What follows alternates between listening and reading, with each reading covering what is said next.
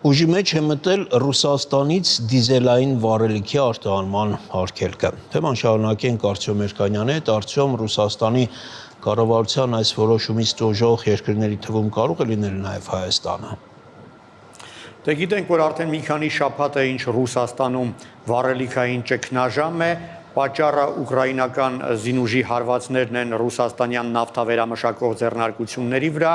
այս տարվա սկզբից առնվազն 200 այդպիսի հարված է եղել, տասնյակ նավթավերամշակող ձեռնարկություններ շարքից դուրս են եկել եւ ստեղծված իրավիճակում Ռուսաստանը դժվարությամբ է կարողանում ապահովել սեփական կարիքները եւ անգամ ստիպված է եղել խնդրել օգնություն բարեկամ պետություններից, Բելարուսից, Ղազախստանից, Չինաստանից, Հնդկաստանից եւ ահա հունիսի 28-ին Վլադիմիր Պուտինը հանձնարարել էր կառավարությանը առաջարկներ ներկայացնել վառելիքը, մասնավորապես դիզ վառելիքի արտահանումը սահմանափակելու վերաբերյալ։ Եվ երեք փոխվարչապետ Ալեքսանդր Նովակը ներկայացրեց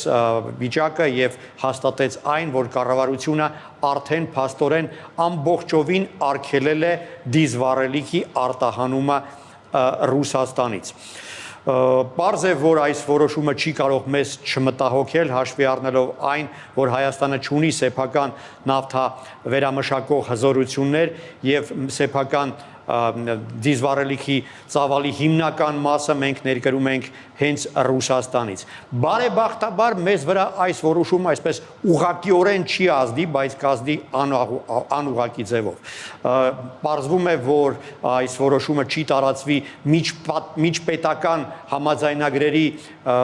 շրջանակներում մատակարարումների վրա, իսկ Հայաստանը ԵԱՏՄ անդամ պետություն որպես ունի քվոտաներ եւ այդ քվոտաները ուժի մեջ են մնալու առնվազն մինչեւ այս տարվա վերջ, բայց գիտենք նաև, որ այս քվոտաներից դուրս հայաստանյան մասնավոր ընկերություններ, մասնավորապես նաև այդ գյուղատնտեսական սեզոններին հավելյալ գնումներ են առնում արդեն ռուսաստանյան մասնավոր թրեյդերներից։ Եվ այս ծավալները նույնպես բավական մեծ են, որոշ ժամանակ մինչև 15 անգամ 20% են հասնում։ Եվ դա հաշվի առնելով պետք է արձանագրենք, որ Հայաստանի տնտեսության վրա դա նույնպես կարող է ազդեցություն ունենալ։ Իհարկե դիվերսիֆիկացիա ինչ-որ լուծումներ կան, բայց նաև պետք է պատրաստ լինենք դրան, որ այս ճգնաժամը կարող է երկարաժամկետ լինել եւ խափանումներ կարող են լինել անգամ այն ծավալների մատակարարման հարցում, որոնք նախատեսված են հենց ԵԱՏՄ քվոտաներով։ Նշեմ, որ ի տարբերություն բենզինի, որի դեպքում իսկապես դիվերսիֆիկացիան կարծես հաջողվել է, այսինքն տարբեր երկրներից ենք ստանում բենզին, դիզվառելիքի իսկապես այսպես առյուծի բաժինը Ռուսաստանից ենք ստանում տարբեր տեղեկություններով կամ տարբեր շրջաններում 60-ից 70% դիզվառելիքի հենց Ռուսաստանից է ստանում Հայաստանը։ Արտյոմ, քո այդ թվարկած խնդիրները շրջանցելու կան ճանապարհներ։ Դե էկոնոմիկայի նախարարությունը հավաստիացնում է, որ պատրաստ է եղել այս բոլոր ռիսկերի եւ այլընտրանքային դիվերսիֆիկացիոն այդպիսի նոր ուղիներ մշակվել են եւ արդեն կան պայմանագրեր, պարտավորություններ, բայց բոլոր հնարավոր այլընտրանքները չեն կարող մրցունակ լինել Ռուսաստանի հետ իր գրավչությամբ։ Նախ ավելի էժան է, ավելի այսպես աշխատող լոգիստիկ շղթաներ կան։ Դե առաջին տեղում սպասելիքները Իրանի հետ են կապված, առավելություններ կան ընդհանուր սահման, մշակված եւ գործող լոգիստիկ շղթաներ, բայց այստեղ աշխարհաքաղաքական պրոցեսները կարող են բացասական դեր խաղալ, մասնավորապես Միացյալ Նահանգների հետ նոր լարվածությունը կարող է նոր վտանգներ առաջացնել։ Ինչ վերաբերում է եվրոպական ուղուն, Ռումինիայից, Բուլղարիայից նույնպես բավական մեծ քանակով վառելիք է ձեռք բերում Հայաստանը, ապա այստեղ բացասականը թանկ լինելն է եւ ավելի բարդ լոգիստիկ այդ շղթաներն են։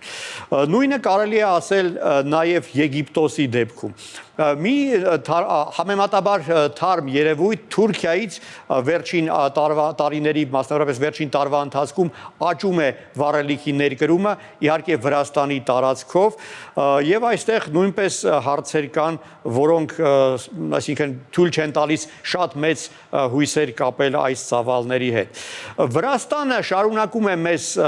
վառելիք մատակարարել, բայց բանն այն է, որ Վրաստանի սեփական արդյունաբերական հզորությունները շատ համեստ են եւ այն վառելիքը, որը մենք Վրաստանից ենք գնում, դա հիմնականում ռեէքսպորտի արդյունք է։ Թեև Վրաստանը ունի իր նավթավերամշակող ձեռնարկությունը, առայժմ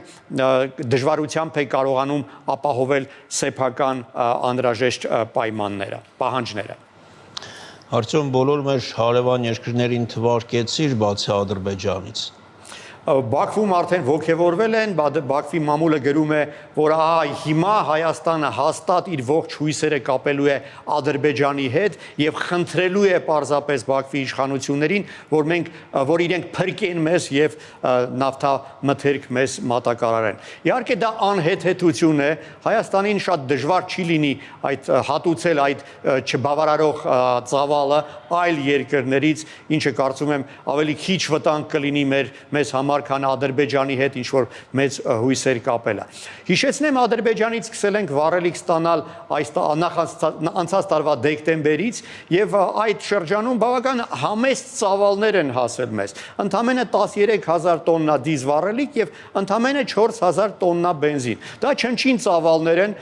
կարծում եմ Հայաստանը կշարունակի վառելիք ձեռք բերել Ադրբեջանից, բայց այդ ծավալները երբեք չեն հասնի այնպիսի ծավալների, երբ դա հնարավոր է սպառնա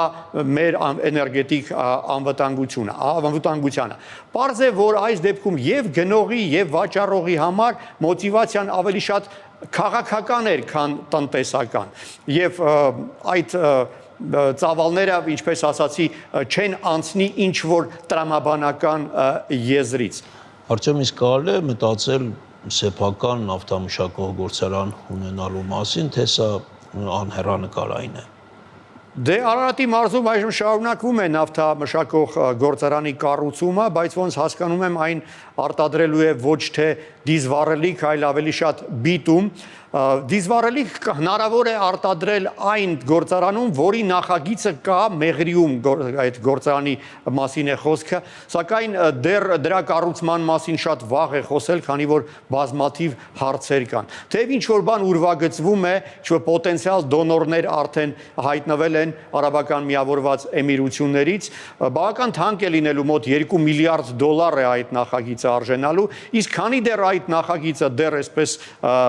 օթում է, մենք կարող ենք հույս կապել Վրաստանի Կուլևի նավթամշակող գործարանի հետ, որը առայժմ նավթամթերք արտադրում է համեստ ծավալներով, ինչպես արդեն ասացի, բայց արդեն 2028 թվականին Կուլևի նավթավերամշակող գործարանը կարտադրի ոչ միայն բենզին եվրոպական բոլոր ստանդարտներին համապատասխանող, այլ նաև դիզվառելիք, այլն էլ բավական մեծ ծավալներով։ Ահա այդ դեպքում կարծում եմ